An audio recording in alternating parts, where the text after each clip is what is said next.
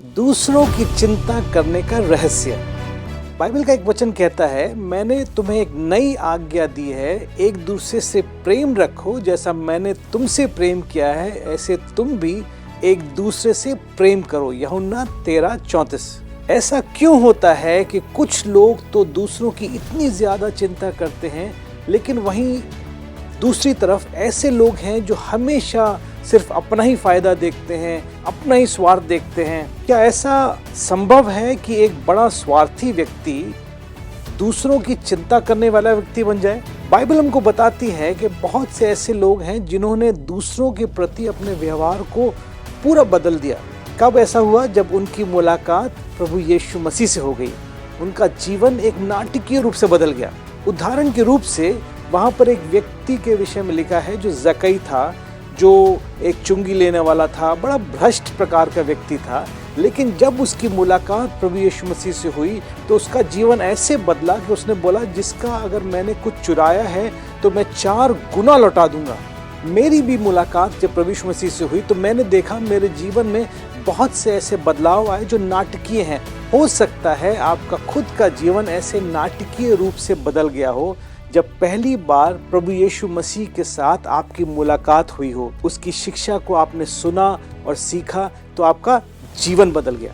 और दूसरी तरफ ये भी हो सकता है कि आप ऐसे लोगों को भी जानते हो जो दावा तो करते हैं कि मैं प्रभु यीशु मसीह को जानता हूँ, लेकिन अभी भी स्वार्थी बने हुए हैं, दूसरों का ध्यान नहीं करते हैं। हो सकता है ऐसे भी लोग हैं जिनके जीवन में वो प्रक्रिया चल रही हो कि परमेश्वर का पवित्र आत्मा उनको अपने अधीन लाकर बदल रहा हो। क्योंकि दूसरों के ऊपर करुणा दिखाना ये कोई ऐसी चीज़ नहीं है कि आप एक दिन सुबह उठेंगे और आपका जीवन में ये शुरू हो जाएगा कि आप दूसरों के प्रति बड़ी करुणा दिखाने लगेंगे, उनकी चिंता करने लगेंगे।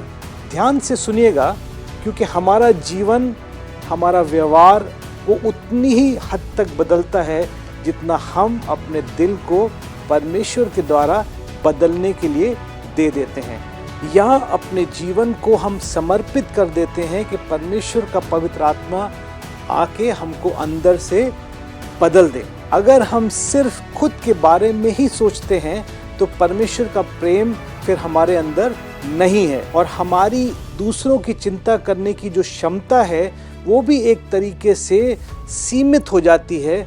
हम कह सकते हैं उसका दम घुट जाता है जब हम सिर्फ अपने बारे में सोचते हैं। आप परमेश्वर से मांगें कि वो आपकी मदद करे कि आप दूसरों को परमेश्वर की आंखों से देख सकें, अर्थात उनको ऐसे देखें जैसे परमेश्वर उनको देखता है। परमेश्वर का जो प्रेम है, जो परफेक्ट लव, जो सिद्ध प्रेम, वो हमारे जीवन को बदलने के लिए उससे बढ़कर कोई दूसरा प्रेम नहीं, उससे बड़ा कोई ताकत नहीं है जिसके द्वारा हमारे जीवन बदल सकते हैं। आप रुक कर सोचें कि आपके खुद के जीवन को दूसरों के लिए कितना चिंता करने वाला बना सकते हैं।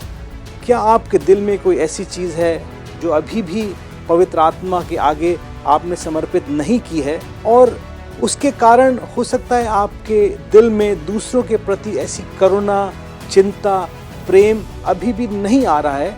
अगर ऐसा है तो परमेश्वर से बोलें और वो उसको ठीक करेगा, और परमेश्वर आपको वो रहस्य सिखा देगा कि कैसे आप दूसरों की चिंता करने लगें।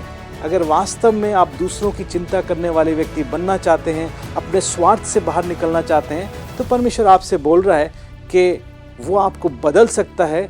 आप उसके अधीन हो जाएं, उसकी आत्मा को अपने अंदर काम करने दें, और परमेश्वर आपको बदल कर एक नया व्यक्ति बना देगा। परमेश्वर आपको इस विचार से आशीष दे।